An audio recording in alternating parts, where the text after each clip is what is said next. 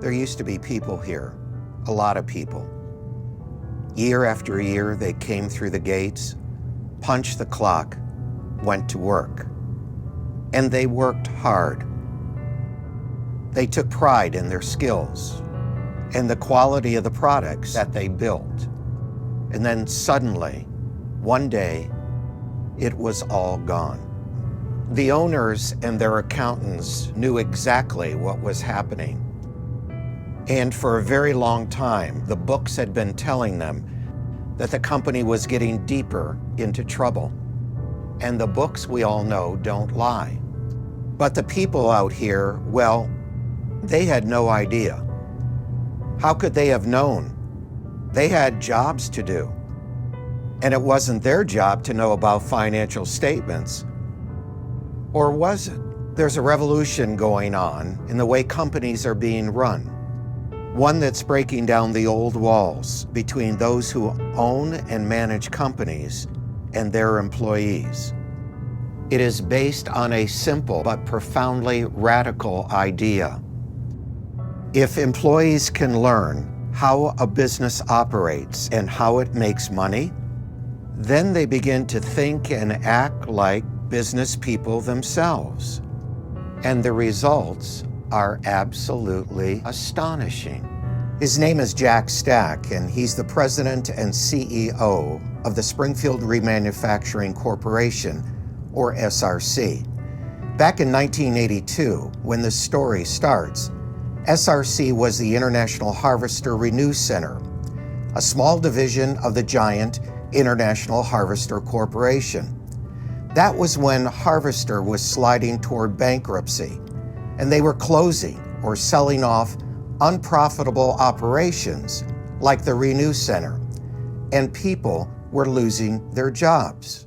Stack felt that if he could find a way to buy the Renew Center from the International Harvester Corporation, he could save 119 jobs, including his own. The asking price was $9 million. And the first question that the first banker asked me, he said, well, when are you going to pay this money back? And it really took me back. It floored me. And I thought, wow, really good question. I wasn't here to pay your money back. I thought you just paid an interest. And then you would just continually grow. And if you did really well, they'd be more than happy. I didn't really understand the economic system. I was totally financially illiterate, all right? Even though I had gone to college and I had all this workers' experience, I said, I knew nothing about the financials of a company. I never had been exposed to them.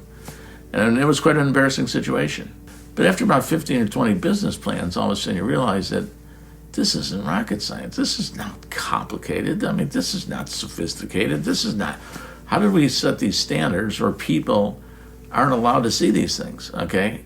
What's so magical about this? This is the same thing done over and over and over again. Later in life, I found out that they've been doing this since the 1400s, okay? This stuff has been there since the 1400s. These outcomes have affected billions and billions of people, and to this day, a very, very slim fraction of people really understand these things and can interpret them and can effectively use them in terms of changing their life. It's like the best kept secret in the world. And so it was a result of one denial after another, one change of business plan, that I began to realize that if I understood this stuff, anybody can learn this stuff. And I promised that if in fact we got this company, we would teach everybody. We would open up the door that this is not hard, okay? This is something that you need. This is something that will build a better quality of life if in fact you really understand it. And if you get to that point of getting it, it will change your life forever. Like other businessmen of his generation, Stack had been exposed to the latest managerial theories. But the idea that he hit on was not being taught in any of the business schools. It was so simple, maybe that's why no one had ever tried it. We wanted them to know what kind of a game they're in, that they decided that they could compete, that they liked the game that they were in, and if they didn't like the game that they're in, then they should go wherever they want to go to work. But by God, I think when you hire somebody, what you ought to be doing is teaching them what it's going to take to succeed. And to give them the elements of success is by going out there and teaching them the game that they're in. Let's put it down into their perspective so they can get the confidence to know that they can understand this stuff. And to me, it was important to understand this stuff because, again, I didn't want them to come into me and sit there saying, should I get married? Should I buy a car? I wanted them to see the balance sheet and say, oh, this company's good. It's sustainable. It's going to go someplace, okay? I can grab the brass ring at this company, okay, because they're going to give me the opportunities to learn. They're going to give me the opportunities to grow. What was going on at Springfield Remanufacturing didn't remain a secret for very long. The media started paying attention, and there were articles in the Wall Street Journal and Inc. magazine, and stories on McNeil Lehrer and CBS Evening News. Then when the book, The Great Game of Business, was finally published in 1992, suddenly you had companies from all over the map asking if the principles of the game would work in their organizations. The answer was yes. Any kind of business can benefit from the game, and they have. Small companies, Fortune 500 companies, public and private companies, manufacturing and service sector companies, you name it. But anyone who is thinking of trying the game should be forewarned, because there is a lot more to the great game of business than just opening up your books. When you talk to people about open book management, so many of them will say, well, we're doing open book management, or we're doing our version of open book management, or we're doing something like open book management. But in fact, they really aren't. What they're doing is open book reporting. So the whole deal there is the timing. Reporting is, I'm going to share my numbers with you as long as it's too late to do anything about them. Open book management is, here's what the numbers look like, how can we improve them, how can we exceed my goals as a business owner together. I've been in businesses, and I know most of our employees have, where you never are quite sure what's going on, and you're waiting for the other shoe to drop if you hear rumors, or if you hear bad things, or if you see the industry in transition. And healthcare is in great transition right now. So there's a lot of uncertainty and there's a lot of fear. But we get our people together with such regularity, and we talk about the issues. We talk about the rumors. We talk about the concerns. And they're engaged in helping us find answers to these questions and find strategies to keep us moving forward.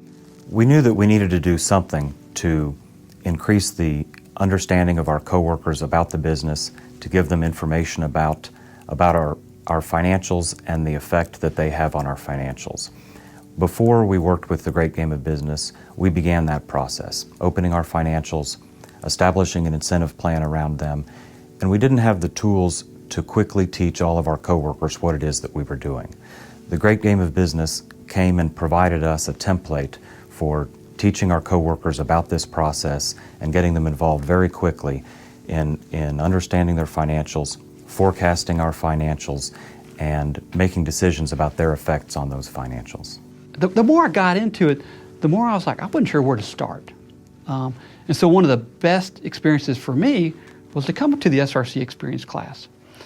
And then realize that, hey, you know, there are coaches out there, folks that do this every day. And there's so many practitioners. Having this network of people really do make it a lot easier to start, because other folks have been through this, other companies have done this. They've been very successful at it. Companies who play the great game of business have seen the benefits, because many of the benefits go to the bottom line. But there's something else, because when you teach people business, you're not just teaching them a job skill, but a skill that they can use all their lives. So I came into work one day, and we had our maintenance lady walk up to me with a huge grin on her face, and I said, what are you smiling about? What's going on? She said, I just paid off my house. I said, she said, yeah, I have a 5-year plan. SRC every year comes out with the 5-year plan. So when I started working here, I started coming out with a 5-year plan, and I just paid off my house. I planned in 5 years to be out of debt. Not only my house is paid for, car's paid for, I owe nobody. And I planned on that. And it was like, okay, how am I going to do this? And they gave me the tools to be able to do that. I mean, I don't think a lot of people can say they're out of debt. She smiled at me and said, how many people can say they have no debt right now? And I looked at her and I said, not me. I don't have a 5-year plan. I learned something from that day from our maintenance lady to build a plan, just like we do every day inside our organization. You can carry it over to your life.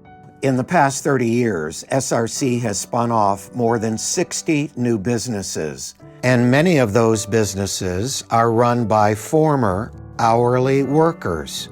In fact, people no different than the people who used to work here, except for one thing.